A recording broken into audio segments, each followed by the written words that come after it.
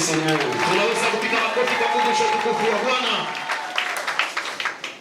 Amen. Amen. Tu peux saluer 3 personnes qui sont à côté de toi.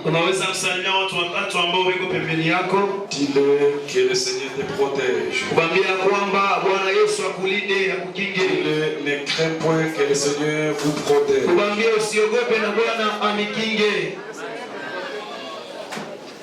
Ne craignez point que le Seigneur vous conforte. J'espère que nous sommes en train de parler sur les signes du temps de la fin. Les signes du temps de la fin. Et la semaine prochaine, le mardi et le dimanche, nous serons encore ici. Là, je vais commencer les signes de second venue de Jésus-Christ de Nazareth. C'est par là que nous allons parler sur l'enlèvement de l'église. Vous savez, lorsque vous êtes en train de voir le mystère de la bête, sachez-vous très bien que les 666 ne peut jamais exercer si l'église n'est pas encore enlevée. Alors, quand on est en train de voir ces mouvements,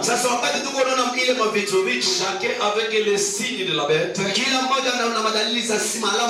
montre clairement aux chrétiens que le Saint-Esprit est là et prêt. Donc nous attendons seulement le son des trompettes. C'est pourquoi la Bible dit errez dès à présent les morts qui meurent dans le Seigneur. Parce que ceux qui meurent dans le Seigneur ont de l'espérance de revenir avec Christ et aller hériter avec Christ et revenir encore pour régner pendant 1000 ans. Je croyais que tu allais accepter Amen si tu es chrétien. Je suis en train de parler les 7 grands signes de la sodomie, signes du temps de la fin. Les 7 grands signes de la sodomie, signes du temps de la fin. Est-ce qu'on est ensemble? Nous pouvons nous mettre debout. Pour la première fois, je vous ai déjà parlé. Parce que la Bible dit en Apocalypse que cette bête-là avait 7 têtes. Et je vous ai dit ces 7 têtes-là, c'est les 7 signes d'abomination. Ce sont les signes de la sodomie qui faisaient à ce que Dieu puisse détruire la Sodome, les Sodome et Gomorrha. Le Sodome et Gomorrha. Amen. Amen. Amen. Amen. Mais là, c'est cette signe-là qui symbolise cette abomination. Dans Matthieu, la Bible dit, lorsque vous verrez les signes d'abomination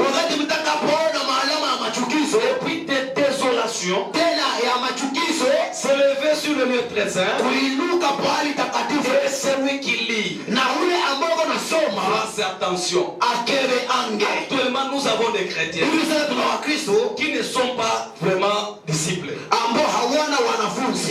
C'est ça le mal de l'église. Parce que tout le monde aime être enseignant. Au moment où pasteur Jacques avait écrit dans sa lettre, nous ne soyons pas nombreux d'enseigner. Des enseignants. Des docteurs. Parce que nous serons sévèrement jugés. Nous allons lire aujourd'hui. Je sais que je ne sais pas s'il y a quelqu'un qui peut me rappeler. Parce que je disais que le premier signe de la sodomie, c'est l'homosexualité.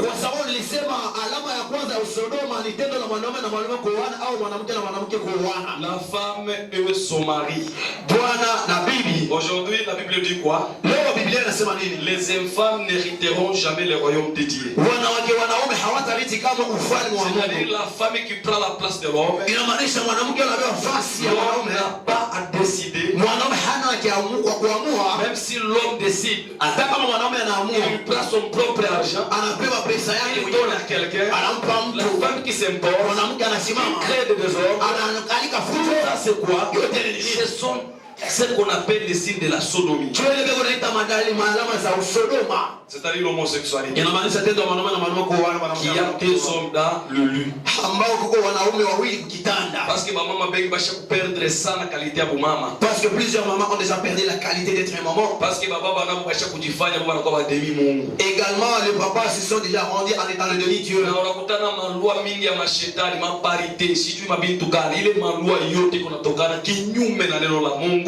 Alors contre ile yote pour vous montrer que Mungu anabakia Mungu na sheria yake juu duniani yake ava kukweba médecin yeye Mungu alikuwa médecin. Amen. Tupale penye Eve alianza kuzaa akukuwaka femme sage pour que Eve afikie kuzala. Bien aimé, kama kuna mtu ambaye tunatakiwa kumogopa na kumsikia ni Mungu. Si y a quelqu'un que nous devons craindre et l'écouter, c'est Dieu. C'est lui le propriétaire de la terre. Lorsque les gens leur tristaient dans Sodome et Gomorrhe,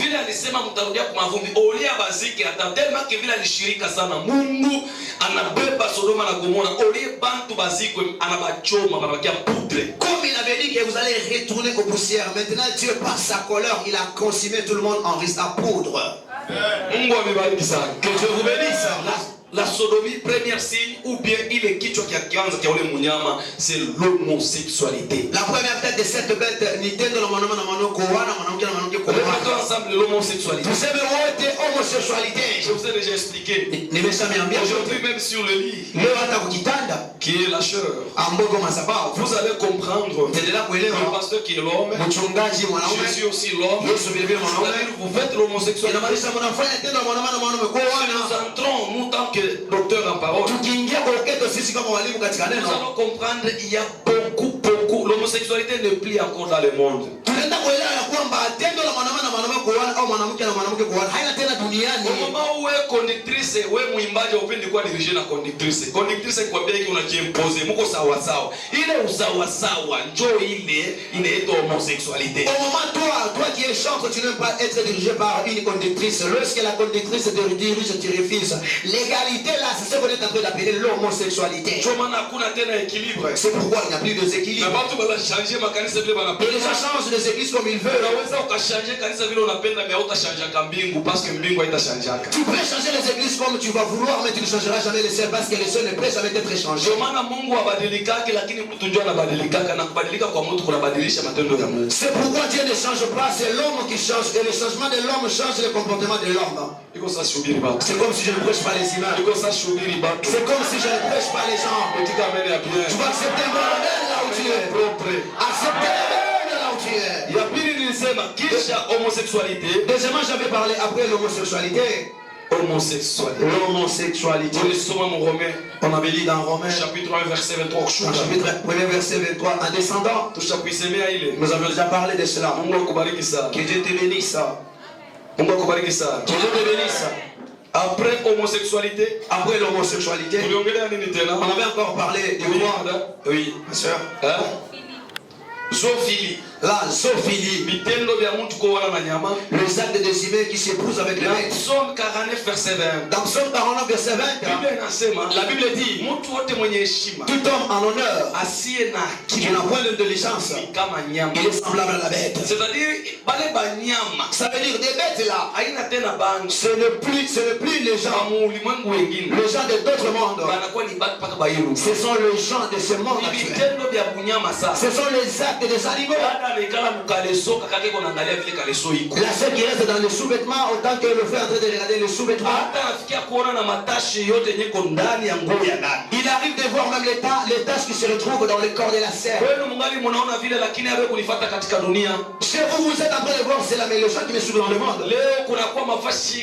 Aujourd'hui, il y a d'autres parts. En Europe, partout là. Et partout ailleurs. Week-end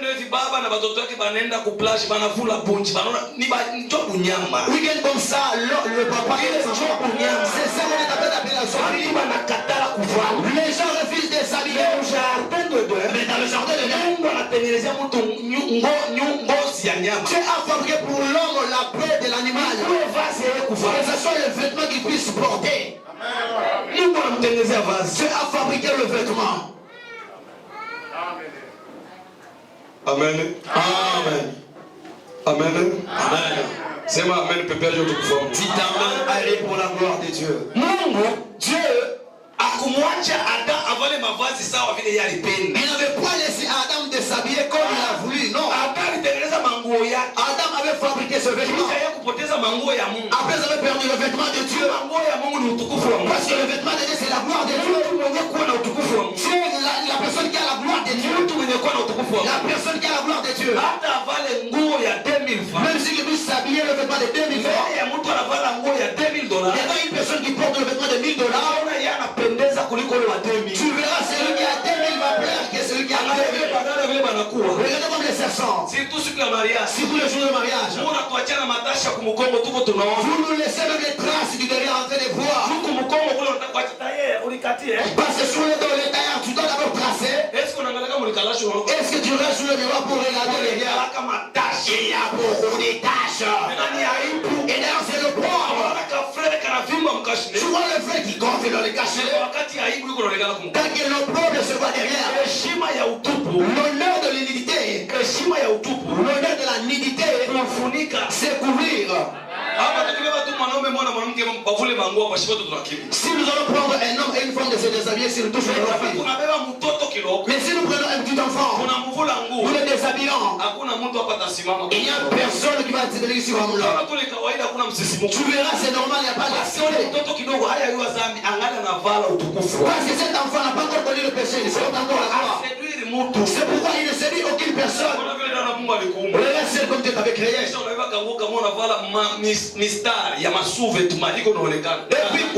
Et puis tu portes le vêtement auquel même l'accoutrement des sous-vêtements en train de se voir. Et les choses là sont en train d'arriver. Tu as connu ce moment. La sodomie a déjà donné nos enfants de Dieu. Nous devons nous préparer parce que l'enlèvement se verra. Si tu vois comment est-ce que les gens tremblent aujourd'hui. Vendredi, dimanche prochain, tu as ongelé du problème et un mouvement coronavirus. Et d'ailleurs, le vendredi et le dimanche prochain, je veux parler concernant le mouvement des coronavirus. Vous allez également me suivre à la radio et sur Facebook. Et ça sera aussi en direct sur Facebook. Je vais vous parler pour une chose, vous allez comprendre.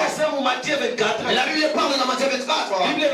La Bible dit, elle a dit le signe de la seconde venue de Jésus. Ça sera. Ça sera. Et ce signe-là sera comment? Il y aura le tremblement de pays. Le tremblement. Répétons ensemble. Tout le monde répète ensemble. Le tremblement. Il y aura le tremblement du monde. Oh, le tremblement. C'est pas ce jour en train de voir les maisons s'écrouler.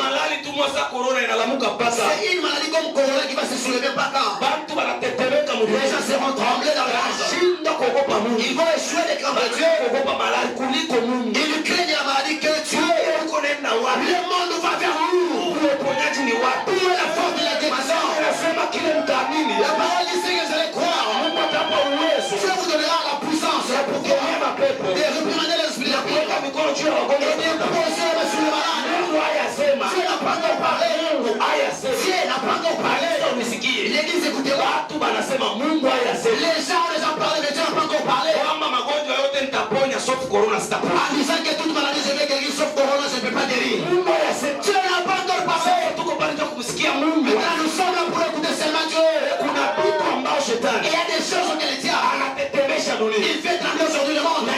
inatetemeka kwa dunia. Et le tremblement du monde aujourd'hui. Mtu wote hakuna kusafiri. Toute personne ne peut pas voyager.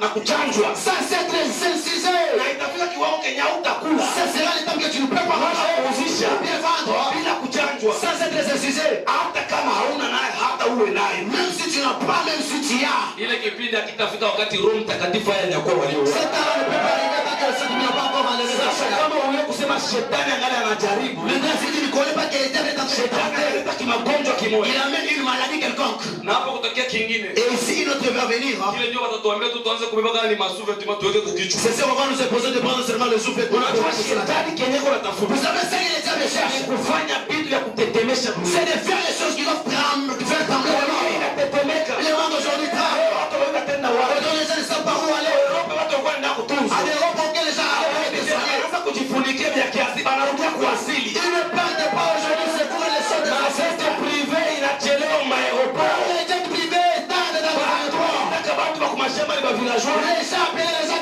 du champ de villageois. Wanakuwa na majeti privé wanakuwa maferme. Aujourd'hui les gens qui ont les jets privés c'est tout de faire. Lakini maskini anatembea na msoko. Mais même les pauvres qui vont dans le marché. C'est lui qui a la faille du grand hôpital. Kufa kama nyama. Il meurt comme des animaux. Lakini kwa neema ya Mungu. Et par la grâce de Dieu. Haina kwa akili ya baba. C'est vraiment le désert de Dieu. Kwa neema ya Mungu. Par la grâce de Dieu. Kwa neema ya Mungu. Par la grâce de Dieu. Maskini wa Mungu. Un pauvre de Dieu. Tunatembea. Nous marchons. Tunakusana. Nous nous touchons. Tunapita pita. Nous sommes dans ce passé. Tunasaidiwa. Mais nous sommes aidés. Mungu apewe Que Dieu soit loué. kwa sababu Roho Mtakatifu C'est le Saint-Esprit. maana Biblia inasema C'est pourquoi la Bible Dans dit, Timothée chapitre verset 7 dans 1 Timothée chapitre verset 7, Biblia inasema hivi la Bible dit ceci. Roho ambaye tulipewa na Bwana L'esprit qui nous a été donné par le Seigneur haina roho wa kututia uoga n'est pas un esprit de timidité, ni roho kututia mais c'est un esprit de nous faire lever. Unajua shetani Vous savez le diable, hata ukiangalia katika unabii wa kimia même si tu regardes dans beaucoup de ces prophéties, manabii bengi unabii wao ni mpaka kufa beaucoup de prophètes les prophétisent toujours kwa la sababu mort. anajua akikutabiri kufa Parce qu'ils savent très bien s'ils te prophétiser la mort. ule mwenyewe anaonaka ujumbe wa kufa ni mzuri sana ni Ezekiasi basi iko na miri yake kama anamwambia kufa aogope akiangalia kumiri Mungu akipenda atamuongezea kenza tu siku yake ya kufa ilishafanya nini mais Mungu alikuwa na uwezo kumuongezea combien 15 ans. ataogopa kufa Il ne peut pas craindre. hawezi kuogopa mtu wowote Toute personne mwenye kumwamini Mungu na iko na kibambasi cha Goligota qui croit en Dieu et qu'il a le mire de Golgotha. ile miri ya souvenir ya Goligota ni wokovu Et le mire de souvenir de Golgotha sur le sol. huyu mwenye kuokoka La personne qui est convertie, kama Mungu anasema utakufa si Dieu prononce que je vais mourir, anakufa il meurt. kisha Mungu atamwongezea 1000 ans kurejea na Kristo après résurrection na enlèvement. Après cela, Dieu va ajouter 1000 ans de régner ensemble avec Christ après la résurrection. Kile sasa tutaenda mu enlèvement. Lorsque nous irons dans l'enlèvement, Tutaenda kukutana na Yesu hewani. nous irons se rencontrer avec Jésus dans les heures. Naye pa dunia après combat Armageddon. Nous allons retourner avec lui dans le monde après le combat d'Armageddon. Naye panda 1000 ans. Nous allons régner ensemble avec lui pendant 1000 ans. Ezekias. Ça veut dire Ézéchias. Bila aliangalia kumia. Comme il regardait sur le mire, Alikuwa wakufa. il était quelqu'un qui devait mourir. Alimwongezea miaka 15. Mais Dieu va ajouter encore 15 ans, Inamaanisha qui signifie ili yetu ni wokovu. notre vie sur le salut. Kama tumeokoka. Si nous sommes sauvés, Hata tukikufa. même si nous mourons, Kufa lukuite. la mort ne vient plus. Isipokuwa Rien que tunakuwa na lala. nous dormons. Ezekias. Ézéchias, Prophétie ya kufa. et la prophétie de la mort. Analala kusubi wanamwona anatembea. Mais il dormait le matin, on le voyait marcher. Kusema hivi. Ça veut dire, Kimwili tunakufa. certainement nous mourons, Lakini kiroho mais hatufi. spirituellement nous ne mourons pas. Tunatakiwa kuongezewa 1000 ans. Parce que nous devons être ajoutés 1000 ans. Pasha kurejea na Kristo hapa. C'est que nous devons régner ensemble avec Christ de Samaria. Kristo mabesi kwa watu. Jésus-Christ de Nazareth. Si kwa kuona Nazofili. utendo la mtu na nyama kuoana. Nazofili. Tendo la mtu na nyama kuoana. Niko pa probleme ya infâme. Je suis au problème des infâmes. Je peux te le baquer là. C'est là où nous sommes libérés. Pas tout n'est-ce pas? Voilà, infâme. Infâme. Infâme c'est quoi? Infâme ni nini? Qui a mauvaise réputation. Ambao kiko na kavumu Qui mbaya, est célèbre à mauvaise part. lakini kinavuma kwa mubaya. Quelque chose qui a une mauvaise réputation. Kitu kile kiko na kavumu mbaya, Très célèbre quelque part. lakini kisha kuvuma fasi moja hivi. Mtetemeko wa nchi mnaona. Le tremblement du monde que vous voyez, Dunia inatetemeka. le monde aujourd'hui qui tremble. Kristo yukupatia kitu kama enlèvement iko tayari hapa. Est-ce que tu dois te donner l'intelligence pour dire que l'enlèvement est prêt? Na préparer parce que Apocalypse 13 inasema hakuna atauzisha wala kuuza pasipokuwa na sinye ya 66 ans. c'est-à-dire itakuwa par force. Ça veut dire que ça sera par force. Hakuna kwa vitu vya kwa nguvu. S'il y a des choses qui sont là par force, Tant que chrétien wanakuempo les imposer. Anamwambia Daniel, On dit à Daniel, upende ni kuabudu hizo sanamu. vouloir ou pas, il doit adorer les statuettes. Na kipindi kinakuja kenye ba Daniel bataonekana. Et le temps auquel les Daniel seront manifestés. Niko na yonea dunia huruma. Je vois la compassion du monde. Parce qu'il est écrit, s'il est possible, Kuona imeandikwa kama ikiwezekana, même les élus hata wachaguliwa seront séduits. watapotoshwa, J'ai watadanganywa. peur de toi. Nina huruma kwako. Utaniana na wewe nisikwambie maneno ya kuja kwa Yesu. On se raconte avec toi sans t'informer l'avènement de Jésus-Christ. Ou bien de se préparer la mort. Amen. Shida, C'est un problème. distraction. C'est une distraction totale. Osée chapitre 9 verset 10. Hosea sura ya 9 mstari wa 10. Il y a une Bible Swahili. Kuna Biblia ya Kiswahili. J'ai trouvé Israël comme raisin dans les déserts. Nimekuta Israeli kama kuloka mchangwa. J'ai vu vos pères comme le premier fruit d'un figuier. Nimeona babu zenu kama matunda ya kwanza ya mtini. Mais Lakini ils sont allés vers Baal-Peor. banaenda kwa Balboa. Ils se sont consacrés à l'infâme idole. Banaenda kujitoa kwa vitu vibaya masanamu. Et ils sont devenus abominables comme l'objet de leur amour. Na wanakuwa machukizo, watu kutenda machukizo kama ile kishina cha mapendo zao. Que Dieu vous bénisse, vous pouvez vous asseoir. Mungu awabariki, mnaweza kukaa chini. Et Samuel 13, la Bible dit. Samueli wa kwanza sura ya 13 mstari wa 13 Biblia inasema, Parlons de Samuel. samahani, Samueli wa pili. Où irai-je moi avec ma honte? Taenda tena wapi mimi pamoja na haya yangu? Et toi tu serais comme l'un des infâmes Na wewe utakuwa kama mmoja wale wanatenda vitu vibaya en Israël. Israeli. Maintenant, Lakini sasa je te prie, na kudanga parle roho au roi. kumwambia mfalme Il ne s'opposera pas à ce que je sois à toi. ashende kupinga kwa ile tu ni kwe wako. Ashitakatala. Il ne veut pas s'opposer. Peko hadisi ya Mungu yuko naongea na Israeli. Il y a l'histoire de Dieu qui parle avec Israël. Mose, Dans Osée, Osée, Mungu anasema hivi. Dieu dit ceci. Ona vile unakuwa kama buyoka. Vraiment Dieu est devenu comme le raisin Mwenye kuwa mjangwa. qui est dans le désert. Unakuwa kama buyoka mwenye kuwa. Mjangwa. Unaona jangwa ni fashi ya Vous mateso. savez, le désert c'est un endroit de la souffrance. Kuteswa kwa bantu leo. La souffrance de aujourd'hui Hakutokani na ne shetani. dépend pas du Kwa diable. sababu shetani hana na uwezo wa kumtesa mtu. Parce que le diable n'a pas le pouvoir de le faire souffrir une Mais personne. shetani anakuwa na ujanja wa kumwangusha mtu juu ateswe. Mais le diable a la malédiction de faire tomber une personne pour qu'il souffre. Shetani hana na pesa kukupatia kwa sababu shetani hana na kile kenye atafanya na kio pesa kenye aliumba. Le diable n'a pas l'argent de donner parce que le diable n'a pas le matériel qu'il va faire avec sa chose. Ukimtisa wanakuambia leta $10, mimi nitamultiplier nitakutoshia $100,000. C'est pourquoi tu vas les occultistes qui te dit amène $10, je vais multiplier te donner $1000. Pourquoi wewe usimultiplie tu ipate ile makuta? Pourquoi seulement de ne pas multiplier et en avoir cet argent? Hiyo vitu vyote viko vinaonesha. Toutes ces choses-là montrent. Vinaonesha nini? Ça montre quoi? Dalili Ça montre le signe ya udanganyifu. de la tromperie. Mfano, Infâme, ni kitu kenye kutukiko kibaya. c'est une chose qui est mauvaise, Mais ya kutukuzwa. mais qui est célèbre quelque Sasa part. mfano kwenye inapelekea mtu. Maintenant, l'infâme là, ça vient d'une personne. Biblia inasema La Bible dit, msidanganywe ne soyez pas trompés. wala mtu mwenye kufanya vitendo vya machukizo. Ou bien une personne qui fait les choses d'infâme, Mtu mwenye kufanya vitendo vya machukizo. la personne qui fait les choses d'infâme, Wala mtu wote mwenye eko kipiga. ou bien toute personne qui est équipique, Uongo msharati. menteur impudique, Hawezi kurithi ufalme wa mbingu. il ne peut jamais hériter le royaume de Dieu. Twende polepole juu ya mfano. Alors, je dis souvent concernant les femmes, Vitu vibaya. les mauvaises choses, Répétez pas moi, vitu vibaya. répétons ensemble les mauvaises choses, hein, Mais bina kafumo. mais qui sont célèbres. Unasikia tu wanasema. Si écoute seulement on dit, Ukonika. tu es ça, Fulani alipika full plein mzenite. tel a frappé la foule pleine dans le ciel. Mzee yake alipika. Dans le concert, il a frappé. Waliala plein. Les gens se remplissaient plein. Kulikufa na 5 morts. Il y avait même 5 morts. Est-ce que ni vitu vizuri hivi? Et ce sont les bonnes choses. Kusanya tu bantu baba kufa. Rassembler seulement les gens qui viennent mourir. Vitu vibaya. Ce sont les mauvaises choses Ya kutukuzwa sana. mais qui sont célèbres quelque part. Dunia ukiangalia hata mafamilia. Si les très bien dans le monde, même dans les familles. Ukifanya vizuri bidii. Si tu fais de bonnes choses, 10. Ukifanya kimoja kibaya. Si tu fais seulement une chose qui est mauvaise, Unaona hiki kibaya kinafunika bidii. tu verras la mauvaise chose qui va couvrir les 10 choses qui sont Kama bonnes. comprendre le jardin. C'est pourquoi je comprends dans les jardins. Mungu Dieu eko Il a toujours des arbres qu'il met dans le réserve. Il a dit vous allez manger tout arbre. Mais sauf les deux arbres, je suis c'est parce que monde doit acheter ma réserve. Pourquoi? Parce qu'une personne vit avec des réserves. Et si tu as les arbres auxquels Dieu avait laissé une personne, une personne n'avait pas aimé. Ça ne veut pas, ça ne suffisait pas. Il a débordé en faisant même des mauvaises choses. Ma soeur, comment ça veut dire que tes cheveux là à la gloire que les cheveux que les Chinois arrangent pour toi, comment ça veut dire même dans ta folie? Dans la folie seulement. Que tu refuses les cheveux que tu as fabriqués pour toi. Que tu puisses accepter les cheveux fabriqués par une personne.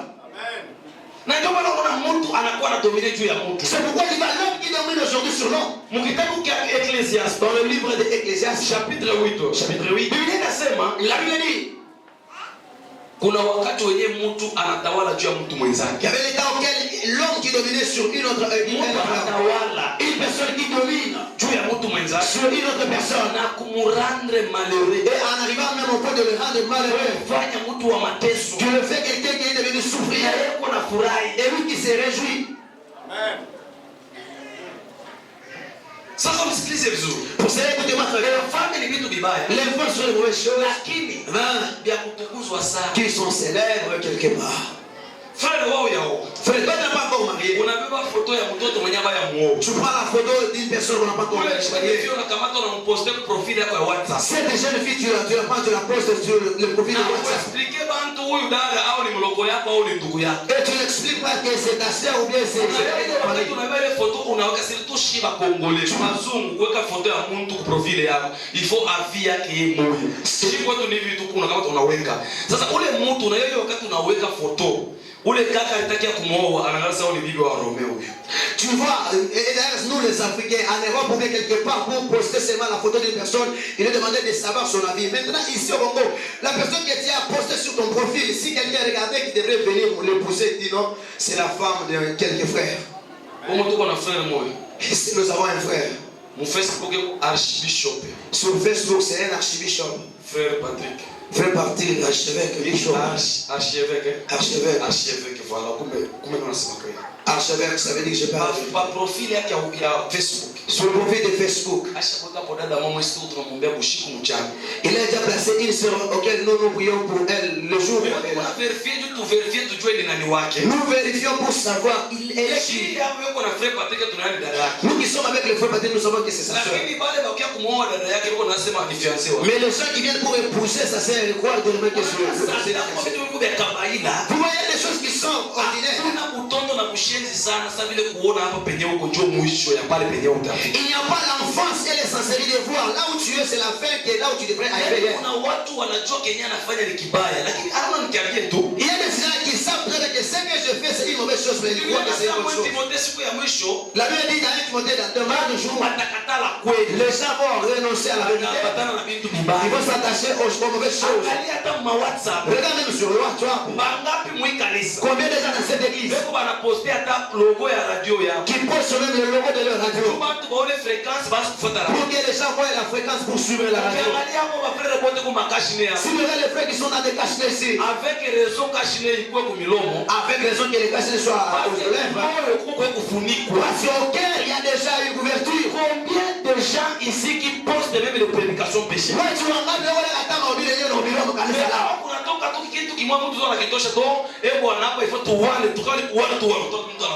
Si un événement sortait cela comme ça, on dit on doit se jouer, une personne doit prendre et poster cela. Combien de gens pour le moment? Les chrétiens qui postent même un verset sur leur Facebook par jour. Sur Facebook ou sur Twitter, tu vas retrouver une leçon. Je suis entré dans le monde de Facebook cette année ici. Lorsque j'ai commencé à prêcher au niveau du Canada sur une chaîne et je suis entré sur Facebook pour commencer à faire des kits live. Et ils me prennent à partir de Facebook. ukiangalia mahubiri yote tunahubiria mie niko na correspondant, niko na auditeur ba mingi sana banapenda message ya lèvement, banapenda message ya sali, beko bengi mu groupe. Mais jusque là, chiaeleza ta un cas ya ba abonné. Moi j'ai beaucoup de auditeurs qui aiment les enseignements, mais jusque là je n'ai pas encore totalisé même un cas des abonnés. Na unahubiri vitu vizuri. Et tu prêches de bonnes choses. Kwa hiyo wakati kwa ajili ya Wakristo wazuri. Pour le moment, à cause des bons chrétiens, hautaona hata batano banaeme wala wana commenter. Tu ne verras jamais les saints en train d'aimer et commenter par Sasa angalia tu mtu anakula bunchi anafulana. Regardez seulement une personne qui enlève selon la nudité. Anakamata ka robe de nuit anakafunika quelque part. Qui prend une robe de nuit en train de couper quelque part. Utaenda kuona ni ma 20 millions de vies. Tu verras ce sont des 20 millions de vies. Tu verras une sœur. Il faut cliquer ma 20 millions de vies. Tu verras une sœur, elle a fait sciemment, elle fait comme ça, tu ne vois pas là au fait fond, tu vas cliquer pour aller voir, tu verras ce sont des millions. Il met les choses au fond. À 700 même. Tu auras millions de vies. Tu auras même des millions de vies. Mais lien moi ya prédication. Pas seulement un lien de la prédication. Oui, sukume hata mon groupe ya Emi Yesu Kristo ni mungu 257 personnes. Envoyez même dans les groupes de Emi Yesu Kristo, il y a 250 quelques personnes. On a bahati ni 3 personnes. Si tu as la chance, c'est 3 personnes. Je vais t'attaquer par les parler. Qui vont cliquer là sur bleu vidéo pour aller voir la vidéo. La sodomie si dans Pour qu'ils puissent voir la sodomie si dans la fête. Peu de personnes.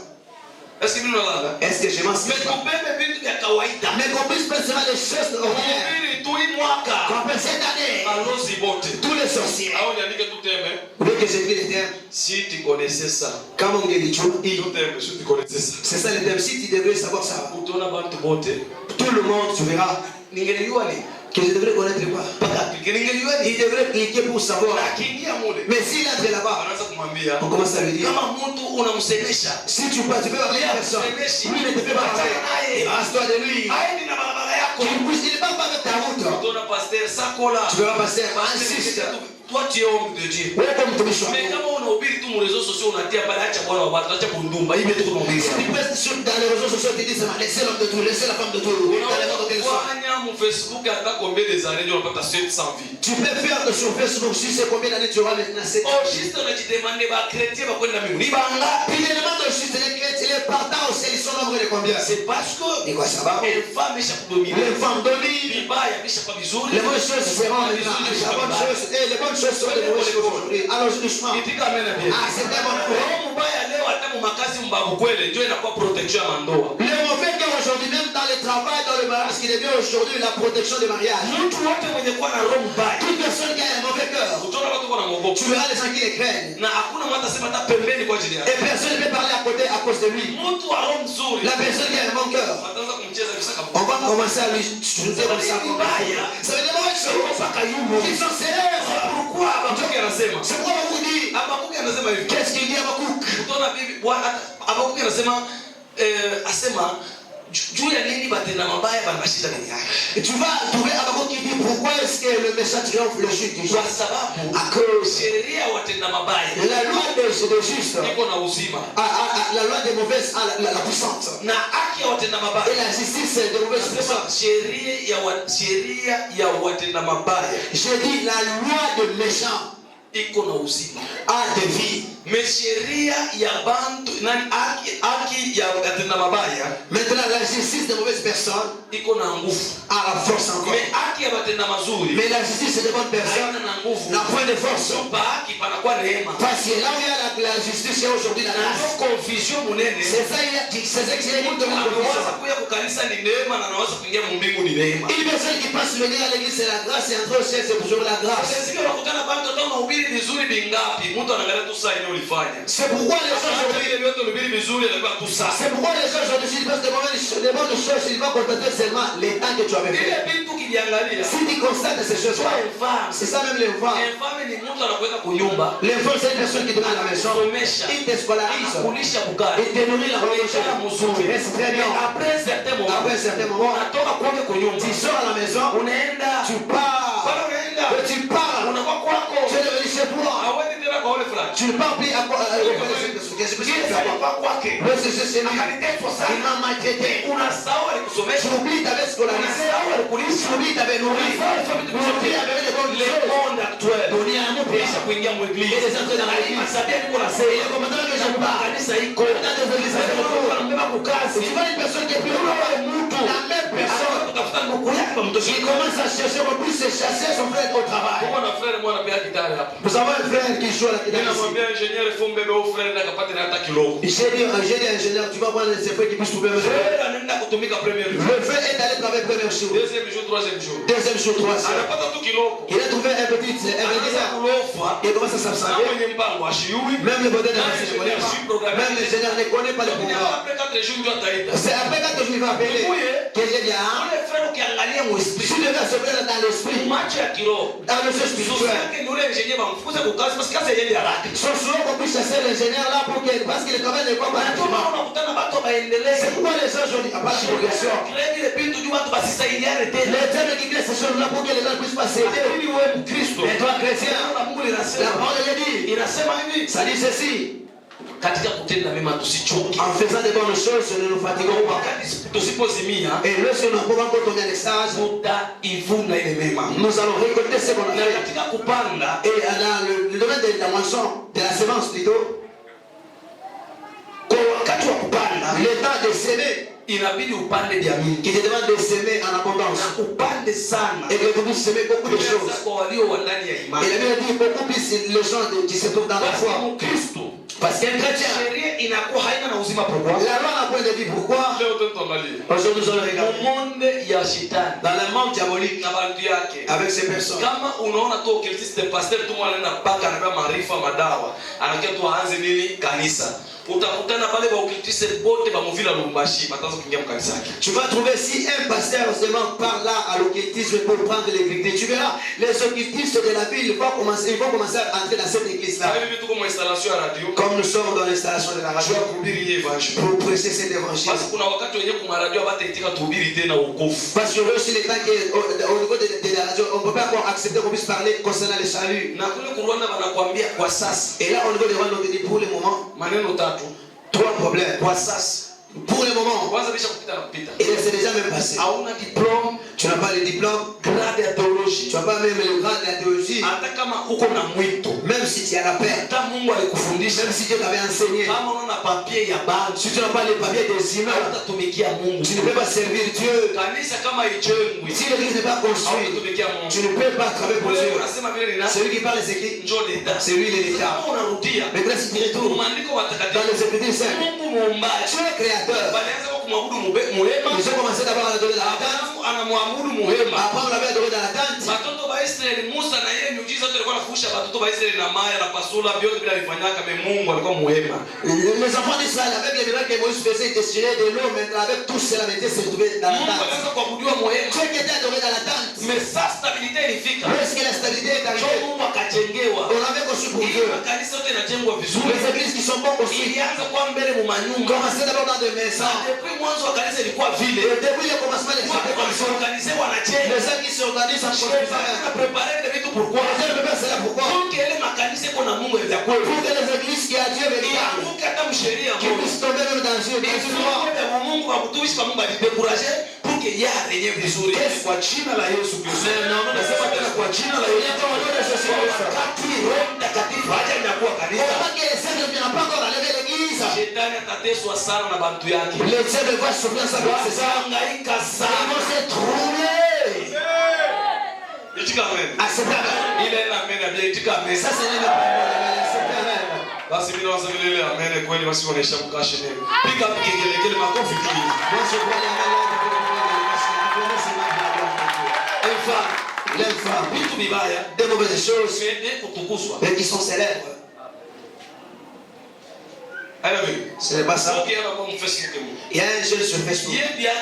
Lui, pour lui, il va prendre le manioc. Le manioc, il prend aussi l'avocat. Il mélange. Il prend la tête de la chèvre. Il prend le mayonnaise. Il prend les oignons. Ce sont des choses auxquelles si tu vois là où il mange comme ça, tu sens le nausée. Il est torse nu. Tous les jours. Si tu ouvres Facebook, tu peux trouver ce péché. Il a posté des choses là. Tu vois, ce sont des millions de vies. Millions de vies. Regarde par la tromperie. un système où il booster. Le diable amène encore le système de booster. C'est-à-dire, ça veut dire vidéo yako inaweza kuona bantu 10. Le vidéo qui doit être vu par 10 personnes. Unalipa $10. Si tu payes $10 sur Facebook, banaweza kumultiplier le nombre de vies. ils peuvent multiplier le nombre de vies. À quoi bon venir à kufuata message abakuisoma mais uyo tu nombre niko na ota ndio leo nako ba grand pasteur. C'est pour aujourd'hui il y a des grands pasteurs. Kama unaingia tu ali déplacer atoke payer yako afike pafashi nyingine na hata unaweza kureunir 300 personnes. Amen. Etika amen bien. Amen. Alléluia. Ile yote dunia iko nenda wapi? Tout ça le monde va vers où? Dunia iko mdarisa siku za mwisho. Le monde est dans le signe du dernier. Kanisa la Mungu nisikie. L'église de Dieu écoutez-moi. Distraction. C'est pas le temps de la distraction. Kuja kanisani. L'objectif de l'église. Tafuti hela. Nous ne cherchons pas l'argent. Pas tunatoka kanisani tunaenda kutafuta hela. Lorsque nous sortons de l'église, nous allons maintenant chercher l'argent. Atuombi kanisani. On ne prie pas dans l'église. Tupate manyumba. Pour qu'on puisse trouver des maisons. Tunaomba ili kujichonjea. Nous prions pour se réchauffer pour ça. Mungu zisipumuke ndani Et mwetu. la force de Dieu, c'est Tuishinde majaribu. qu'on puisse vaincre les Tuishinde mavita. qu'on puisse vaincre les combats. Tupewe taji pale Pour tutaenda qu'on kwa puisse Baba. donner des couronnes lorsqu'on ira auprès du Père. Amen ya mzuri. Dieu est bon, amen, non, Dieu. Alléluia. Amen. Alléluia. Un femme. Une femme, Par exemple. comme femme, Bintu bibaya. des mauvaises choses, Mais yenye kuvuma sana. mais qui sont célèbres. Huyu mtoto wa David Cet enfant de David anaenda kumbeba dada yake. est allé pris sa sœur. Anamvamia dada yake. Est allé pris sa sœur. Analala naye anamdefloge. Il a défloré même sa sœur. Avaze naye. Avant de commencer avec elle, Mdogo yake anamwambia. son petit lui dit, Mungu kaka yangu. toi tu es mon frère. Wewe ufanye dhambi juu ya dhambi. Au lieu de faire le péché sur le péché, Ndio dhambi ya kwanza. premier péché, Ulichofia mi dada yako. s'approcher auprès de moi ta sœur. Le deuxième c'est l'inceste. Dhambi ya pili. Deuxième péché, Kama unanideflore, si tu me déflores, itakuwa infâme. ça sera l'infâme. Kumbe wewe ndo kalombe tu kwa baba yetu. Vous ne pas demander auprès de notre papa. Atakukatalia. On ne peut pas refuser Oh, ni wewe tu ni wewe mvua officiel ni kwa bibi yako. que tu puisses me prendre, que tu me pousses dans la voie officielle, que je sois ta femme. Ni nani ule bwana? C'est qui? Abisaloma. Ni Aminon ni Abisaloma. Amen. Amen. Ni Abisaloma ni Aminon. Mungu apewe sifa. Que Dieu soit loué. Mimi na wewe ni Aminon. Jua kalala na dada wa nani? Wa Abisaloma. Abisaloma alikuwa baba mmoja na mama mmoja na Tamar. Mena Aminon alikuwa mtoto wa baba yake. Sasa anamvia tu dada yake. Il a envié seulement sa sœur. Basi kama Tamar unapenda kulisha kanjipe. Comment ça fait dire dunia iko hypocrite? Pourquoi est-ce qu'elle mange? Mbona bantu ile iko ba hypocrite? Pourquoi tout le monde, toutes les gens sont Kama hypocrites? sheria ingine iko hypocrite. Pourquoi même d'autres lois sont hypocrites? Tu dirais très bien. Comment mtakatala violence mais mnaruhusu watu watembee mbaya? Comment est-ce que vous allez refuser la violence, mais vous permettez aux gens de marcher tout nus? Tena batoto bekuvala mubaya sana. Et là, les enfants qui s'habillent trop mal. Plupart des pays, Plupart, Maïti, ce sont les enfants des responsables ni batoto babatu baba responsables wenye kusimamia bantu. qui sont là, qui sont les dirigeants des gens. Na shetani kitakuyarisha kanisa atafanya tu batoto ba pasteur ba apotre ba valaki mubaya. Kisha huyu unataka afu mtoto wa pasteur mwenyewe kwa vile afu mimi unabidi imani ya gari kama mtoto wa pasteur ya gari nani. Vous savez les premiers qui Imani ni kitu kia binafsi. Unaichunga wewe kibinafsi. Amen. Ndio pale unaona tu wanaangaliana tu. Kwa mtoto mpaka somo alifaje na mimi nitaenda kufa mpaka vile. Tuone kwa betesha frere kama kasomo ni kupotea ni mambo yake. Amen. Kama uko kuokoka ni mambo yako. Kitu tujue chacun atabeba ni mzigo wake yeye huyu. Yeye mwenyewe. Hakuna mtu atabeba mzigo wa nani? Wa mwingine. Sasa kama unataka kuingia mzigo wa mwingine utakuwa na uwezo kuibeba. Et si tu veux entrer dans la chair de l'autre, tu auras le pouvoir de le prendre. Alléluia. Amen. Enfant. Bintu bibaya. Des mauvaises choses, mais qui sont célèbres. Ah, ule prophète c'est mystique. Oh, le prophète là, c'est mystique. Dans la délivrance. C'est le temps de la délivrance. Prophète, Un prophète anabeba mkulu yake. qui prend l'argent, Anaweka mtumbo yake. qui met sur dans le ventre de l'autre, Eko napika. en train de frapper. Mwisho anampika karateka pa. En fait, quand on part, Ule mama anaanza kachuko chini pika. c'est pas là qui tombe. Ule mwingine mwana alikuwa mfatani kwa fursi na nyangula mama wangu anaweka. Sasa yeye kacheza sasa lirate mkaji. Anaweka tu Biblia anaingia mdamu Mungu. Ananyangula mama bibi wa watu. Anaenda naye inde tupa kubiti. Amoni huyu mwingine wa Vous ne pouvez pas l'autre dire. kama akifanya hivi, hebu na dance paka. Il a la danse. Paka. Sasa akifanya hivi Si mwe on fait ça, vous tous. Ndio mnavunjika kama mbele. Siku utavunjika kichwa. Au tengea tena mambo ya vipi. Amen. Unasikia wapi Biblia kwa Vous avez écouté ou dans la Bible, il y a des choses. Ce sont les gens qui sont célèbres aujourd'hui. tellement engagé. Mungu alinitia ngazi pour être fidèle à son service. Tulikuwa mwaminifu kazi yake. Je suis prêt à tout. Na niko tayari kugeuka dire la vérité. Kusema kweli Yesu alikufia kanisa. Jésus est mort à cause de l'église. Kufia kanisa yeye. Comme il est mort à cause de l'église Jésus. Tuko tunaongea. Et comme nous parlons. Abakumuzika mtambo. On n'avait pas enterré dans l'état. Abakumuzika fashi wanafunzi walikuwa naomba. On n'avait pas enterré là où les disciples. Atosha Israeli. Moïse a levé Israël. Anaipeleka. Il a fait entrer Israël. Kufwa. Il est mort. Dieu a pris ses ressources, on a jeté dans des pierres. Les gens sont venus par Moïse. Ils l'ont dit quelque part. Jusqu'à Apocalypse. Je n'ai pas connu quelque part. Non, on a bien enterré l'homme de Dieu dans l'église. Tulikimbia ma Saint François, ma Saint Paul, ma Saint Bitukani. Tunasema que non, si tunaenda kutafuta Mungu wa Pentecoste, Mungu wa Roho Mtakatifu. Aujourd'hui système inaingia wa kwanza anazikwa mkanisa wa kwanza. Anazikwa mnini? Mkanisa. 2021 anazikwa wa kwanza mnini? Mkanisa. Itakuwa modelo wa pastor wote wabakia kesho. Sasa wale modelo alikuwa akira kusikia mkanisa. Na système itaingia. Ile système wote wanaanza kuzika watumishi mkanisa. Mungu anasema enterrer les gens dans l'église. C'est la première son de là. Tumebe kwa mbele. Jésus prend d'abord les machafu ya Mungu. On va voir les pieds de là. Alléluia. Pour quelle cause kumzika mtu mkanisa? Pour quelle cause enterrer une personne dans l'église? Je vais évoquer. C'est pour seulement l'évoquer. Est-ce que ça se fait? Tu verras les diables. Il va donner une personne le pouvoir. Le pouvoir là, c'est pour escroquer les gens. Tu verras de l'eau de 500. Un commerçant qui trouve l'intérêt de 200. Lui il prend, c'est là qu'il faut. Papa, mi au moins ni kose transport kutoka Kilobe kwenda mvili niende lo mkulu kelishikosa kuza mai. Na mbea mama, unaendea vile sasa papa magonjwa yamesa sawa. Sasa ile kila siku kwenda lo mkulu, chuuze mai unakunywa mai ya shokuli ya unarudia la mkulu. Unaenda kuza mai ya shokuli ya unarudia la mkulu. Hemoroide hiyo utagonjwa mama. Ile hemoroide utaipata kwa njia ya maombi. Haitaponaka na nini? Haitaponaka na dawa.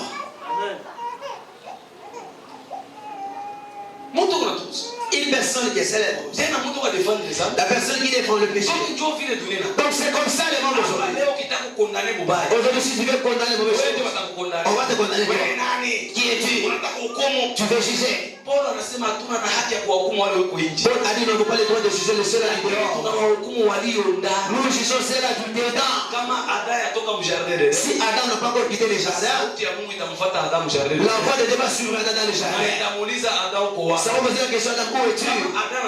Si Adam sort, Dieu ne viendra plus dans le jardin. Est-ce que ça fait ukiangaliko muimani unaitwa Mkristo mwenzako atakufuatilia. Kwanza mkanisa yetu hakuna mambo ya kupeleka raporo kwa pastor. Unakuta mtu anakunywa pombe, unamtenga pale kwa kunywa pombe za mimi na kutenga. Unatenda sana sana Mkristo mwenzako na kutenga. Nasema tena tuanze kutengana shepa kwa shehe wenyewe na Kristo. Amen.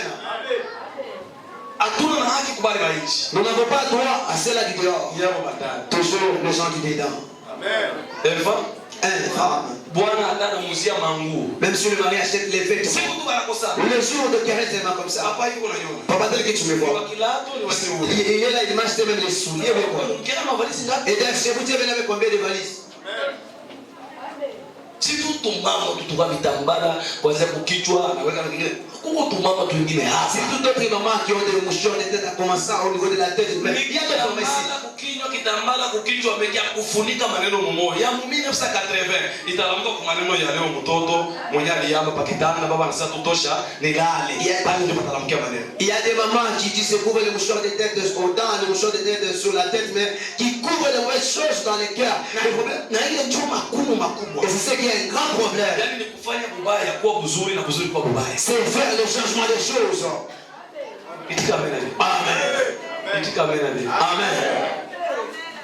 Sema kwa Bwana Yesu. Dis d'abord Seigneur Jésus. Unipe uwezo kushinda infâme. Donne-moi la force de vaincre l'infâme. Au nom de Jésus Christ de Nazareth. Ce sont des mauvaises choses et qui sont célèbres. Dieu qui nous avait créés. Il a mis ici. Là nous allons lever le vent. Il a placé ici qu'on puisse respirer. Maintenant. Le souffle qui est tout dedans. Ndani. Masikio. Masikio sasa na macho. Masikio et macho. Mais kama unaangalia après miaka kule tuko tunaenda. Si après des années là où nous allons. Mimi sijui ni malali ya cheni watu watagonjwa na sijui. Mais Mungu atusaidie. Que Dieu nous aide seulement. Que Dieu nous aide seulement. Ndio maana Mkristo hii dunia ishachafuka, tuombe Mungu tujitakaze kwa Yesu yatubebe. C'est pourquoi Unajua dunia ishafika pa mwisho wake. le monde est à sa fin aujourd'hui. Bantu bakiro kuna wale wengine wenye hawezi tena kusupport. Les gens spirituels, il y a d'autres choses qu'ils ne veulent même pas supporter. Enfin, Vitu vibaya, des mauvaises choses célèbres, par exemple, comme femme, kusimamisha mzazi. d'arrêter de mettre au monde. C'est-à-dire kusimamisha limitation de naissance. Limitation de naissance. Kusimamisha uzazi. Limitation de naissance. Leo ni kawaida. Aujourd'hui, ça Kwa mainchi yenyewe inaruhusu watu kusimamisha uzazi. il y a d'autres pays qui permettent cela. Na masheria inasema mtu asizale zaidi ya 5. Et dès lors qu'ils s'élèvent là, une personne ne doit pas mettre au monde plus de 5. Kwa sababu Mungu ananipatia watoto 10. Que Dieu soit le parce qu'il m'a donné 10 Na enfants. wale 10 ni juu ni ubiri batu basikatale kuzaa. Et dans ces 10 enfants-là, que c'est plus précieux aux gens de ne pas limiter. Watu wasipile. Que les gens ne puissent pas obéir à cela. Baraka ya kwanza mwende muzale muongeze dunia. Dieu avait dit première bénédiction, allez remplir le monde. Amen. Amen. Uko na katara sa pastor doctor ndio semaka sante na sasa situ na nini sasa tuna sante. Telefia pasteur Kunywa wake Mungu anakuconfondre. donc tu Na sisi bitu asutende. je sais pas ce que type de service tu as. Donc ya kwanza limitation de naissance. Premièrement, c'est limitation de naissance. Mungu anasema nini? C'est une question d'œil. Isaya sura yake ya 59 Dans Ésaïe chapitre 59, mistari yake sijui sura yake ya 66 dans Ésaïe 66 plutôt, mstari wake wa 9 na mstari wa 10. verset 9 et verset 10. Biblia inasema nini? La Bible dit quoi? Mimi Mungu Moi Dieu, naleta watoto karibu na kuzaliwa. je vais amener les enfants tout près de la naissance. Kisha nisibazalishe. Et par rapport qu'ils ne puissent pas le faire naître. Anasema Bwana. Il a dit ainsi dit l'Éternel. Dites amen. Dites Amen. Ouvrais-je les seins maternels pour ne pas laisser enfanter? Dit l'Éternel. Moi qui fais naître, empêcherai-je d'enfanter? Dit ton Dieu. Le Dieu créateur, il te pose la question. Toi médecin, il te pose la question. Qui est Mungu? Naleta watoto mutumbo ya Eva. Qui amène les enfants dans le ventre d'elle. Tena atazala passion maternelle. Elle va mettre au monde sans même la Passion maternité. itana Sans même le lieu de technique. Yeye moya Mungu. Lui-même Dieu. Anamzalisha Il a fait avant que l'exception. Lui-même Dieu. anampitisha yeye kwa Il a kipimo. fait passer dans le avant que le médecin arrive. Kiburi kwa kile. C'est pourquoi Akili ya batu l'intelligence des gens inaleta upumbavu. amène les sorcelleries aujourd'hui auprès de la parole de Dieu. Sasa walikufundisha kutosha mimba. On t'avait enseigné comment avorter. Leo unakuwa kumkono tazama je watoto tuliwaka. Aujourd'hui, Dieu a le mariage. Comment mettre au monde Dieu tuer tous les enfants. C'est ce que la confusion totale. Fini du temps de la fête. Dans une façon où C'est les femmes. Ni une femme. Kama mtu quand même. Mwisho kusema mimba ngapi? Il peut donc demander à l'ami combien. Mitatu. Moi j'ai 3 enfants. Wewe tatu hii. Toi. Mimi saba. Moi j'ai 7. Kisha kupika saba. J'ai déjà frappé 7. Unatupa saba. Tu jettes 7. Unatupa. Tu avortes seulement 7 enfants. Unakuja unatupa. Il vient Wewe kama upendi kuzala. Si toi tu m'aimes, tu peux Unapenda kulala na wanaume. pourquoi tu aimes accoucher avec Frère, na pengine badala wapende kutosha mimba mpaka wewe. frère, et toi tu sais même pas avorter. Ikala pakiti. Écoute, tu es sur la chaise là. Uko Tu serious. es sérieux. Mimi ya kutengi. Quel sérieux que tu vas dire. Kama utubu Si tu ne t'aimes pas, unaleta kutosha tu mimba. es là pour faire avorter. Unayenga na manyumba. Tu construis des maisons. Unataka kutosha mimba watoto baba. L'argent des avortements des autres. Hukumu ya Mungu itakuja. Le jugement de Dieu viendra. Itakuja. Ça viendra. Et ça ne peut pas t'échapper. Kwa sababu kuna wengine ambao walizalika. Parce qu'il y a de ces gens-là qui étaient là. Siku ulizalikaka. Nous qui sommes là. Walikuwa na akili kukupita wewe. Ils avaient l'intelligence qui était là. Ils étaient morts. Mungu hakuacha Ils wewe. étaient dans les 7 mois. Kuwe wewe tu pengine. Pour venir tuer les autres. Kuko watu pengine kama anakufa ifo kufa fete. Il y a d'autres personnes sur le mer, il faut fêter. Mimi nasema kuko watu mwingine kama anakufa ifo kufa nini? Fêter. Amen.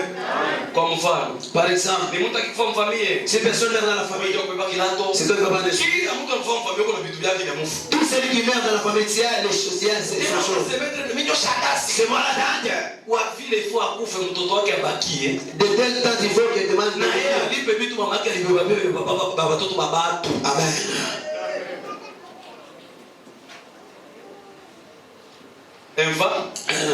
Espacement. L'espacement. Ya pili. Deuxièmement, Yaani kufunga uzazi Mungu anakataa. donc faire la limitation. Le monde a jamais ici je ne sais pas quoi arriver, mais ça va arriver. Les gens qui amènent cela, le diable amène pour une personne. Et celui qui a les oreilles, celui qui a mes livres, qu'il sache que c'est le nom d'homme.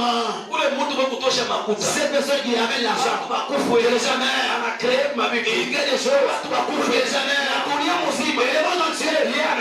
Lui, il dirige le monde. Toute personne connaît cette personne-là. Nous connaissons cette personne-là. Ansel, toi, tu ne connais pas cette personne-là. Il a déjà créé des choses. Les gens ne t'appartiennent pas. Les gens qui sont dans le monde sont créés par Dieu. Le monde de notre Père Dieu. Moi, enfant de Dieu. Je te dis que ma pratique, Dieu avec eux, il refuse ces pratiques-là. Il refuse. Léo, aujourd'hui, une personne qui avait le pratique, de commencer à lever le cœur d'une personne. Si elle avait le cœur, il part vendre. Celui qu'on doit arrêter, c'est celui qui achète ce cœur. Parce que c'est celui qui encourage les gens d'aller vendre.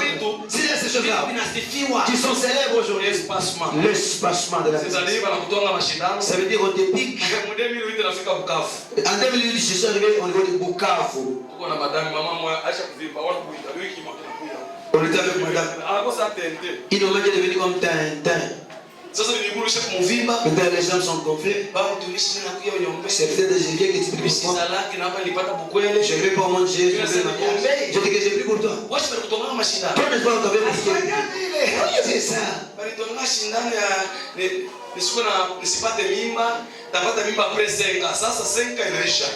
Na senka ingine nafata mimba ifanye nini anapata kukwele kwa bien sana mimba ingia la grossesse qui n'entre pas dans la ile shindano ilitongana kwa espace le piqué qu'on avait piqué pour espacer regarde comme elle est gonflée. Mama moja anaenda kuchomesha mtoto wake shindano juu baada atakomeaka akwe na hiki une maman qui avait fait piquer son enfant. Wanaume hatuna besoin kuoa kile kitu wanaume kuna besoin kuoa natii yani mwanamke mwaliumbwa na Mungu vile yuko.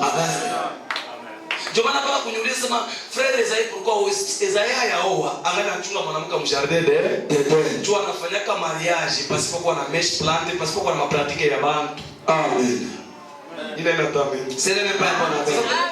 Alors je doucement. Namwambia wewe ulibebaka bana kustopper mzaa. J'ai dit donc avec stopper. Wewe unipe mimi kazi ya kukombea ufunguo. Dieu me donne le travail de prier pour toi la délivrance. Kile ulipele studio unaishi. C'est que tu as aimé c'est que tu veux. Sasa anakuwa na magonjwa. Et là la maladie maintenant. Yeye na jina. Auquel il n'y a pas de nom aujourd'hui.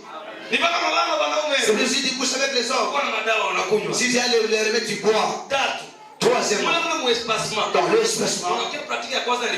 il y a la première pratique. Deuxième pratique. Ok, on vous amène pour conserver la santé.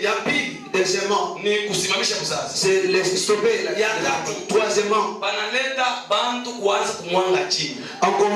on emmène les gens qui commencent à éjaculer par terre.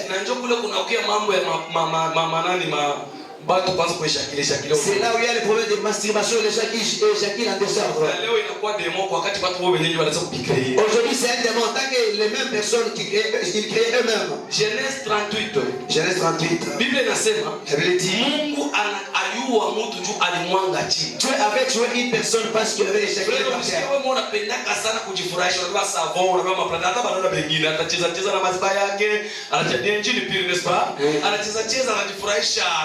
Unaita mademo ya kudisaje bangambo yako mademo itakuyalia tele. Waache kwanza kuzala kushingizi. Tutazala kushingizi. Wewe uko na lala na wako unajiladi. Wewe moyo unajifurahisha. Shetani anakia kukupatia mimba, kushingizi unafanya nini? Unazala. Njoo wale watoto wale sasa una prepare kufida ya Magedon. C'est ainsi nikwambie kitu kimoja. Laisse-moi te parler. Ba ombi demo yako kutokana na ile mambeko kwa kutupatia. Le son des morts il devient au travers la semence que vous jetez par terre. Angalia. Regardez ma pratique ya ma prudence. On appelle les pratiques de condom. Prudence. Prudence wanaitaka prudence ou bien condom ou bien yangali mtoto kidogo. Baswahili wanaita kapoti. Amen. Alléluia. Amen. Alléluia. Amen. Mais il faut que ça ne pharmacie. Mais ce sont des choses qui sont saines. Les pharmacies aujourd'hui, c'est tout pas. Madawa kutosha mamimba ina pharmacie. Ils vont pharmacie. Madawa ya kuwa mtu ina pharmacie. Ils vont pharmacie. Vitu vibaya. Des mauvaises choses qui sont célèbres. Voilà. C'est ça les femmes. Usage contre nature. L'usage contre nature. Mzungu anakutosha produit kwa mzungu. Mais yeye anashinda kutosha produit ya kwa mweusi. Un blanc qui t'amène. Ili mweusi wanapenda ya kuishi mwinchi asi mweusi hivi. Basi kitu kutosha produit ya kwa mweusi. Sasa unaka dada yako kanajichukula ngozi. Unachukula ngozi depuis 18 ans. Tu as commencé depuis 18 ans. Fika 22 ans. Analipa 22 ans. 40 ans. Hapa anakuwa noir. Ici noir. Ici café. Tosha vile vitu sasa batanikimbia. Anatosha sa poudre moja. Ile poudre ukijipakana tu. La poudre là. Manake wewe wote kama ni jaune unapenda kwa jaune ni jaune. Kanguo jaune. Kilato jaune. Kashi nako. Donc Satan hapa niliambia sema maizaji contre na tukula baki ya mama mnasha kulite contre veyese. Satan anaona tu amisaidie sasa. Kuna baki ba mitoshe kangozi kabuso kangozi. Bataanza kuosha mafarmasi kabuso. Kutakuwa tuliele tabazungu kule kule. Joe tatu ya hili. Quatrièmement, Inceste. L'inceste. Cause ya Abraham. La cause d'Abraham. Kuendelea kuishi sterilite na Sara. De vivre la stérilité sans le Sarah. Sasa wa Sara na Abraham. La stérilité de Sarah et Abraham. Ulitokana na inceste. Devenait au travers l'inceste. Mungu anamwambia Abraham, Dieu avait dit à Abraham, toka wewe katika nchi yako. quitte-toi dans ton pays. Uende kule nitakuonesha. Va là où je te montrerai. Nitakubariki. Je vais te Mais bénir. Abraham, Mais Abraham, bali atoke yeye. au lieu de sortir du sol, Kubeba dada yake il a pris sa sœur Sarah. Dada yake propre. Sa sœur propre Sarah. Baba moya ba mama mbalimbali. Un même père, mais les moments Baba différents. moya ba mama mbalimbali. Un même père, mais les moments Mungu différents. anamwambia Abraham mu Genèse 12. Dieu a dit à Abraham dans Genèse 12, Toka wewe katika nchi yako. quitte-toi dans ton pays. Mais Abraham uliyetoke yeye anabeba dada yake anabeba na wote. Au lieu qu'Abraham puisse sortir seul, il a pris sa sœur ainsi que l'autre. Mungu akachukizwa vile. Dieu était attristé de ça. Sara akakuwa tasa. Sarah est devenue stérile. Inceste. Tunasema tu kwa inceste. Répétons inceste. Kuko makabila mengine hapa. Il y a d'autres tribus ici Nakwambia qui te disent ceci. kuko binamu. Nous sommes les binômes. Binamu. C'est-à-dire mtoto wa muyomba na washangazi, mtoto wa shangazi banaweza kuona mtoto wa nani. Ça veut dire l'enfant de la tante et l'enfant de l'oncle peuvent s'épouser. Est-ce que unaeleweka hiyo? Ça se comprend. Iko unaeleweka? Inceste. Shia tutawana mpaka baki kwetu. Au Biblia inasema kama siku za mwisho watu watakatana kuoana. La Bible dit que dans les derniers temps, les gens vont refuser de se marier. Ile kabila usipime. Cette tribu ne n'ose pas. Il y a un tribu. Kabila yote ni mubaya. Chaque tribu est mauvaise. Kama kuko bantu babaya. Ici, il y a de mauvaises personnes. Kabila yote ni mzuri. Chaque tribu est bonne. Watu bazuri. Il y a de bonnes personnes. Watu babaya. De mauvaises personnes. Ce sont les gens qui ne connaissent pas Dieu. Les bonnes personnes. Ce sont les gens qui connaissent Dieu. Takatifu akiwa ndani Si le Saint-Esprit est dans toi, hautakuwa tena mtu mbaya. tu seras plus une mauvaise personne. Kama Biblia inasema C'est pourquoi elle me dit, katika kanisa dans l'église, hakuna muyuda wala il muyunani. n'y a pas un juif ou bien grec. Hakuna muyunani wala muyuda. Il n'y a pas un juif ou bien grec. Wote tunakuwa kitu Nous kimoja. tous, nous sommes un. Na vile vile tumelisha kukuya. Mais de quelle chose c'est déjà appelé? Femme inceste. Infâme et inceste. Nchi moja, Même pays, taifa moja, même peuple. kwa watu wa huko. Ce sont les gens qui sont au cours, les autres ici. Nous, nous sommes des là. Même pays yetu. Dans notre même pays, Ufashi ukifika hata il y Kinshasa. a quelqu'un qui s'est arrivé à Kinshasa. Basi unasema tu On Kiswahili. peut que tu parles en Swahili. Asa muta huyu. Oula. Huyu muta huyu. Ni Mukuya. Muta wapi? Mukuya bila wapi? Auti Lubumbashi. Il vient de Lubumbashi. Auti Kalemi. Il vient de Kalemi. Muta. Akuya. Auti wapi? Kalemi. Kalemi. Amen. Kalemi ni wapi? Kalemi, c'est un RDC. Mon RDC. RDC. Ah. Ni mpaka Mkongo. C'est toujours au Congo. Kinshasa wapi? Mon RDC. Anakuwa muta kunini? Il devient mon papa. Mtu yuko na droit ni Kongolais kuishi fashi yote ni kwapo. Amen. Mais utaangalia mu maenfant. Tu verras dans les enfants. Kwa kazi faut changer jina ndio upate kazi. Même au travail, tu dois changer les noms pour avoir les Na travail. wakati ile matabia vile kingaliko hata mwalimu. Est-ce que c'est comportement la vie encore dans ce pays? Tuendelee. Ça sera difficile de progresser. Wote ni bantu On pamoja. est tous aujourd'hui de même personne, même pour servir. Kwa ngambo On moja. s'en venir, on va appeler Congolais. Malheureusement, Comment tu vas? wakati wengine pengine wanapenda mtu wa Kongolais akwe mwinchakisa locataire. À d'autres temps, les gens aiment qu'un Congolais qui puisse être dans son vie comme un locataire. Ndio maana mtu akisha kuja hapa kafashi kama C'est pourquoi si quelqu'un reste quelque part, wengine bote. il voit tout le monde là. Kwa sababu ni bantu walitoka kama ni wapi? Ce sont les gens qui sont venus ici, c'est doux. Ni huruma Mungu abisaidie sana. C'est pitoyable, que Dieu vous Mungu aide. abisaidie sana. Que Dieu vous aide, c'est pitoyable. Amen. Inceste. Inceste. Soma Genèse chapitre 20 verset 2 à 5. Lisez Genèse chapitre 20 verset 2 à 5. Na verset 12. Et le verset 12. Soma Genèse 16 verset 2. Lisez Genèse 16 verset 2. Mwanzo makumi mbili 20 mstari yake ya pili hadi mstari wa 5 na mstari wa 12. Genèse chapitre 16 verset 2. Mwanzo 16 mstari wa pili. Genèse chapitre 2 verset 12. Genèse chapitre 16 le verset 2, nous lisons au nom de Jésus-Christ. Et Sarai dit à Abraham, voici l'Éternel m'a rendu stérile. Viens, je te prie, vers ma servante. L'Éternel. À cause de quoi? Inceste. Inceste. Si vous lisez dans les Écritures, Abimelech qui demandait à Abraham, je ne sais pas s'il y a une personne qui a déjà dit, il demande à Abraham, pourquoi est-ce que tu m'avais trompé? Je voulais prendre la femme, tu ne pas pour toi, je voulais mourir. Abraham a dit, nilikuambia niliona kama muhimu kili humu ametaka kiboka kwa Mungu. Je t'avais dit, je savais que dans ce pays il n'y a pas la crainte de Dieu. Ndio maana nikaona tu. C'est pourquoi j'ai jugé parce que kuniua qu'ils ne viennent pas me tuer. Na ni kweli. Et c'est vrai. Huyu Sarah ni dada yangu. Elle est ma sœur. Lakini mais ana mtoto wa baba yangu. Elle n'est pas l'enfant de ma maman. Donc beko baba mmoja baomba kuachana. Ils sont un même père mais les mamans différentes. Amen. Amen. Amen. Amen. Baba mama Mungu afanye kuachana. Jina la Bwana lipewe sifa. Amen. Ushapapata? Alors ulisoma ni Genèse combien? 16. Sawa, vile mkuipata, mimi nilomba 20 verset combien? 2 à 5. Aina yako? Il y a pas. Nous lisons Genèse les chapitres 20 versets 2 et 12 au nom de Jésus-Christ. Nous venons de bon. Et à 5. Et à 5. Abraham disait à Sarah, sa femme, c'est ma sœur. Abimelech, roi. Abraham disait à sa femme. Abraham disait de Sarah, sa femme. Abraham disait à Sarah, sa femme. C'est ma sœur. C'est ma sœur. Abimelech, roi de Guérar, fit enlever Sarah. Alors Dieu apparut en songe. Verset 12. Le verset 12. De plus, il est vrai qu'elle est ma sœur. De plus, il est vrai qu'elle est ma sœur. Fille de mon père. Fille de mon père. Seulement, elle n'est pas fille de ma mère. Seulement, elle n'est pas fille de ma mère. C'est-à-dire, baba moi bakufanya nini? Bakuachana. Abraham anambeba anakuwa nani? Chibanegala mnyumba moja. Banegala amekupata mtoto. Pour avoir enfant. Mateso inaanza na mwito Abraham na mwito na Mungu anaanza kwenda mkuwayawaya kwa Egypte. Apita anakuwa ni kabibi kataingia mnyumba urwa. Kesho kanipa basi maisha yanakangala. La vie était ya inceste. À cause de l'inceste. Bangapi bashakuwa kama familia yako? Combien de gens déjà couché? Batoto ya bandugu yetu kushakulala nao. Les gens ont déjà couché. Si tu au village, tu verras l'enfant de l'homme. Je vous avec sa cousine. Mais l'inceste, Amen. Sema kwa mbele bien. Disais-le bien. Kufanya kusharati na sio pale wewe ndio kusharati. C'est pourquoi toi il dit qu'il y a de l'immédicité aussi. Avec les choses de votre monde. Tu viendras mettre au monde avec les famille. Ce sera la honte dans la famille. Sans déterminer l'immédicité. Ah non. Qu'on puisse se poser dans la voie officielle pour suivre si vous êtes des frères. Amen.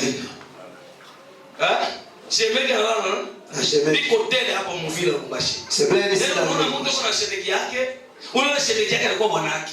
Ule shemeki yake alikuwa bibi yake. Amen. Interprétez mon frère. Alléluia. Amen. Alléluia. Amen. Tu vois là? Oui. C'est-à-dire unaona mtu eko analala na shemeki yake. Tu vois une personne qui dort avec la petite sœur de sa femme. Banalala. En train de coucher. Inceste. Inceste. Dikotele. C'est plein. Aujourd'hui, tu trouves. Ce sont des choses étonnantes. On ne peut pas en parler pour le pédophilie. Pédophilie, l'acte d'un petit enfant. Donc les attirances sexuelles d'un petit enfant avec un adulte. Je vais te réciter. 80 anafisha bibi. Tu vois un papa de 80 ans qui fait l'enfant. Katoto ka 18 Tu ans. vas épouser la fille de 18 ans. Angalau ele 48 ans, kana kiko tu bari. Regardez les gars, 48 ans. Dada mara kia kwa mkanisa. Une sœur est venue dans cette église. Paka bakuhubiri hapa Mungu awabariki sana. Analeta dada moja. Anakuja anafatu ili semaine. Cette sœur a fait une semaine. Baba, muhindi semaine nilipata maneno maakization hata 70. Dans une semaine, j'ai trouvé même 70 accusations. Kila siku. Tous les jours. Utasikia tous les Tu vas trouver cette sœur. Papa.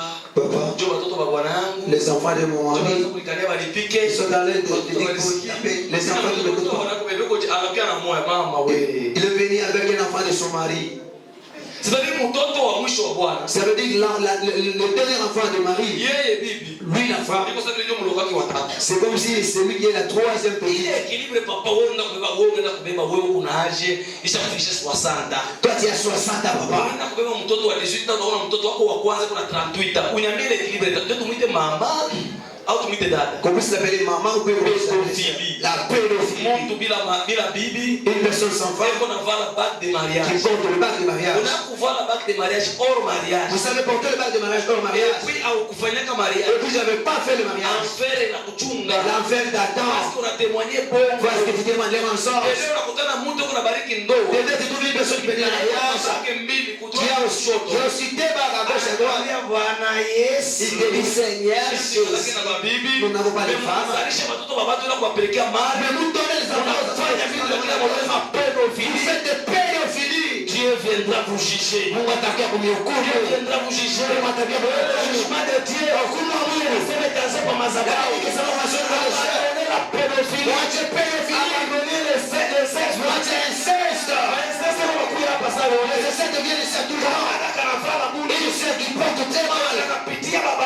Mais qui passe au niveau de son père au travail. Inceste. On t'avait engagé au travail. Vous, les sœurs, écoutez-moi. Vous aussi, les sœurs qui sont dans les réseaux sociaux. Je suis pas capable. Dans le leadership. Et comment on a besoin de chefs pour la passer de c'est quoi devenir président de quoi? Tout ça comme histoire ici. Même si comme histoire ici, on ne peut pas te pousser. Parce qu'ici c'est noir. C'est pas jaune. Pas jaune. Wakikwambia wala vya mrefu hapana. Sio tatizo. Wewe unapenda mwanamke wa mkuru munene. Wewe sasa uko na kakiloko tena unapiga na minishi. Ni mimi nitaamka barabara. Leo ukikafunika kwa mbele mushiku basi utakombra. Tena na akadada kwa roho mbaya kanapiga na kakola. Et la selle ici par avec les collants. Unaona sasa ni mimi niko napita barabara. Tu vois comme si ce sont les bois qui passent en cours de route.